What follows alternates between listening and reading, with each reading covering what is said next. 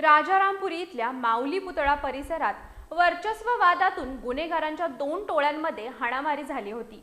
या प्रकरणी अटक केलेल्या गुंडांची राजारामपुरी पोलिसांनी परिसरातून धिंड काढली। पोलिसी खाक्या दाखवत जनतेसमोर या गुंडांचा माज उतरवण्यात आला। कोल्हापुरातील राजारामपुरी इथल्या माऊली पुतळा परिसरात मागील बुधवारी रात्री वर्चस्व वादातून तरुणांच्या 2 गटात तुफान हाणामारी झाली होती। त्या दोन्ही गटातील काही जण जखमीही झाले होते। या प्रकरणी राजारामपुरी पोलीस ठाण्यात परस्पर विरोधी फिर्यादी दाखल झाल्या होत्या। त्यानुसार पोलिसांनी या प्रकरणी एका गटाच्या योगेश नलवडे, सूरज दिंडे, रुतेश कुऱ्हाडे आणि गुरुनाथ कुऱ्हाडे या 4घांना अटक केली होती। तर मंगळवारी पोलिसांनी दुसऱ्या गटाच्या विशाल माने उर्फ गोट्या लातूर, अमित दिंडे आणि रामू कलकुटकी या 3घांना अटक केली।